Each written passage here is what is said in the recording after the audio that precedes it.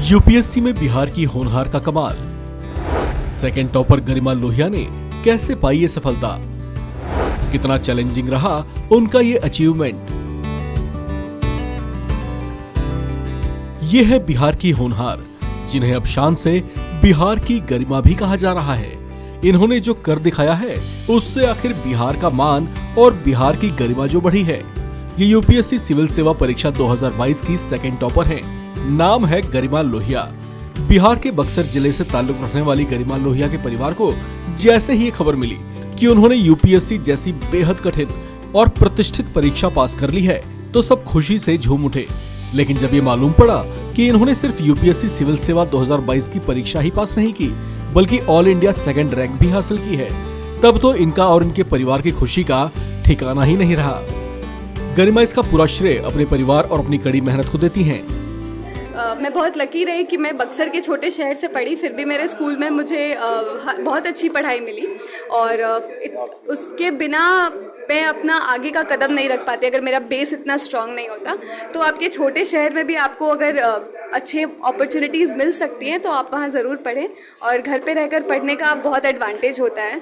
आपका टाइम कम वेस्ट होता है हर चीज़ में, और आपको कॉन्स्टेंटली मोटिवेशन मिलते रहता है। तो आप अपने आप के लिए डिसाइड करिए कि आपको बाहर रहकर पढ़ने में ज़्यादा कंफर्ट मिल रहा है या अपने घर पे रहकर पढ़ने में कंफर्ट मिल रहा है। क्या शुभ नाम हुआ आपका? कंसंट्रेशन लेवल की बात किया जाए तो बहुत जबरदस्त आपका समझ में आ रहा है। कैसे छात्रों कहेंगे कि आप ध्यान केंद्रित रखें, इधर उधर न जाए, पढ़ाई पर ध्यान, मतलब आखिर किस प्रकार योग करती थी या क्या? आप जिस भी दिन के जिस भी टाइम पर आपको लगे कि डिस्टर्बेंस सबसे कम है, जैसे मैं घर पे रहकर पढ़ती थी तो मुझे लगता था कि रात में सबके सोने के बाद मुझे सबसे ज़्यादा टाइम मिलता है पढ़ने का, तो मैं रात में 9 बजे से पढ़ना स्टार्ट करती हूँ, सुबह 9 बजे तक पढ़ती, क्योंकि उस समय शांति रहती, कोई आपको फ़ोन नहीं करेगा, कोई मैसेज नहीं करेगा, कोई डिस्टर्बेंस नहीं होगी। तो आप उस तरीके से अपना टाइम निकालें, अपने माहौल को एनालाइज करें और फिर अपने लिए स्ट्रैटेजी बनाएं। छात्रों को कितना घंटा पढ़ना है?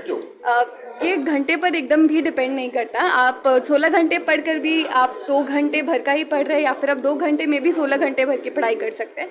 तो आप अपना आउटपुट देखिए इफेक्टिवली, उसको टेस्ट से चेक करिए, और आप जितनी कम आवर्स में जितना ज़्यादा पढ़ पाए उतनी अच्छी बात है। गरिमा लोहिया ने इस बड़ी सफलता को हासिल करने के लिए अपना दिन रात एक कर दिया था। ये रोजाना 12 से 14 घंटे तक पढ़ाई करती थी। इन्होंने बताया कि इन्हें पढ़ने का सबसे अच्छा और सूटेबल समय रात के 9 बजे से सुबह के 9 बजे तक लगता था। इसी टाइम पर ये एकांत में अपनी स्टडी स्ट्रेटजी के मुताबिक बढ़ती गई और आज ये यूपीएससी परीक्षा में सेकंड टॉपर बनकर उभरी हैं। इनका बचपन से यही सपना था कि ये जीवन में किसी ऊंचे मुकाम को हासिल करें। इन्होंने अपनी शुरुआती शिक्षा बक्सर से ही हासिल की थी। इसके बाद इन्होंने दिल्ली के किरोड़ीमल कॉलेज से कॉमर्स में ग्रेजुएशन किया। इन्होंने अपने वैकल्पिक विषय के रूप में कॉमर्स और अकाउंट्स को लिया था।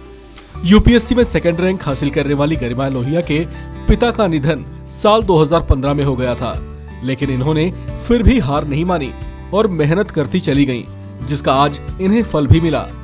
आपको बता दें कि यूपीएससी परीक्षा में फर्स्ट रैंक इशिता किशोर ने हासिल किया है, सेकंड रैंक गरिमा लोहिया ने, थर्ड रैंक हैदराबाद की उमा हरती एन ने हासिल किया है, जबकि फोर्थ रैंक स्मृति मिश्रा ने हासिल किया है।